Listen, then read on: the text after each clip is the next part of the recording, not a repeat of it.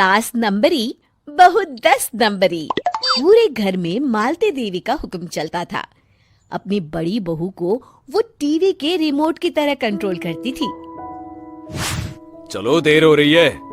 12 बजे से पहले लड़की वालों के यहाँ पहुँचना है। हाँ हाँ, चलती हूँ।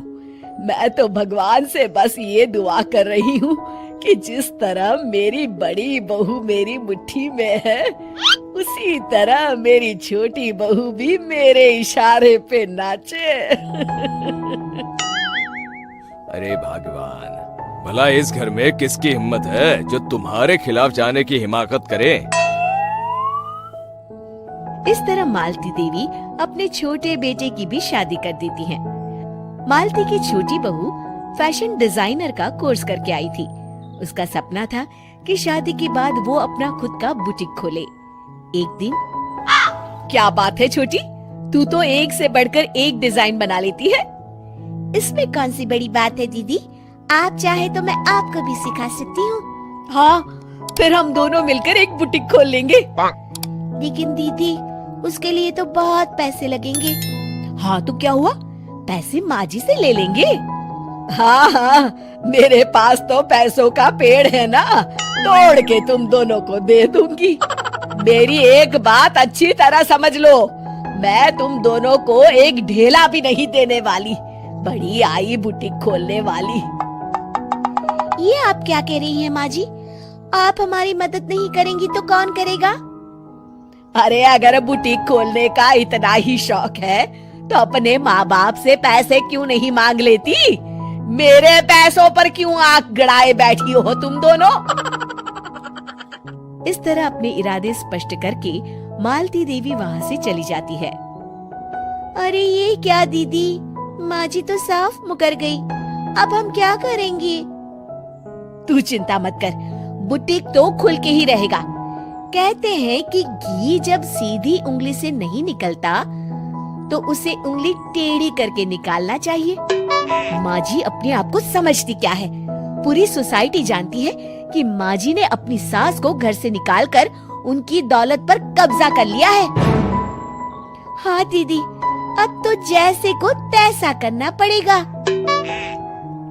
फिर दोनों बहुएं मिलकर एक साजिश रचती हैं।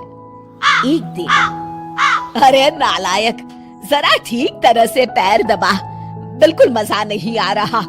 खाने पीने में तो कोई कसर नहीं छोड़ती। तभी वहाँ बड़ी बहू हाथ में एक फॉर्म लेकर आती है। माँ जी, आपके लिए एक खुशखबरी है। सरकार सभी बुजुर्गों को हर महीने 10,000 रुपए पेंशन देने वाली है। अरे ये क्या कह रही है तू? क्या सच में मुझे हर महीने घर बैठे 10,000 रुपए मिलेंगे? हाँ माँ जी, दीदी सच कह रही है। कल टीवी न्यूज में इस बारे में बता रहे थे। बस आप ये फॉर्म पढ़ के इसे भर दीजिए और अपने दस्तखत कर दीजिए। मैं इन्हें ले जाकर जमा करवा देती हूँ। अरे नालायक, बड़ी कामचोर है तू। इस बुढ़ापे में कहाँ तुम मुझसे फार्म भरवा रही है? खुद ही भर ले, मैं दस्तखत कर देती हूँ। ठीक है माँ जी। फिर बड़ी बहू बड़ी चालाकी से फॉर्म के पन्नों के बीच प्रॉपर्टी के पेपर छिपा कर रख देती है और उन पर मालती देवी के दस्तखत करवा लेती है। कुछ दिनों के बाद मालती देवी अपने पति के साथ 2 दिनों के लिए अपने एक रिश्तेदार के यहाँ जाती है। दूसरी तरफ दोनों बहुएं पूरे घर पर अपना कब्जा कर लेती हैं। मालती देवी जब अपने रिश्तेदार के यहाँ से लौटती हैं, तब अपने कमरे में ताला लगा देख आग बबूला हो जाती है। अरे नालायको, मेरे कमरे में इतना बड़ा ताला किसने लगाया है? माँ जी, ये कमरा तो मैंने अपने बेटे रोहन को दे दिया है और आज से आप बाहर कोने में जो छोटा कमरा बना है ना, वहां रहेंगी। अच्छा, मैं उस सड़ेले कमरे में रहूंगी है? तेरी ये कहने की हिम्मत भी कैसे हुई? और मेरी इजाजत के बिना मेरा कमरा देने वाली तू होती कौन है? लगता है तू भूल गई, इस घर की मालकिन मैं हूं। तभी वहां छोटी बहू आती है। अरे माँ जी, आप इस घर की मालकिन नहीं है। अब इस घर की नई मालकिन हम दोनों बहुएं हैं।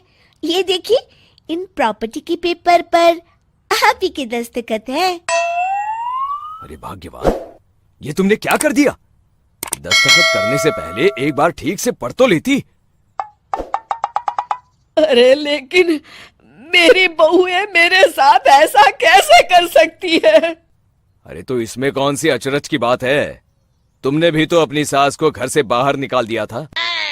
टूटा फूटा ही सही, शुक्र करो कि इन दोनों ने कम से कम हमें रहने के लिए कमरा तो दिया। तुमने तो अपनी सास को वो भी नहीं दिया था।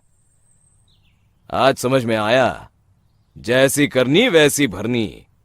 चलो अपना सामान उठाओ और चलते हैं।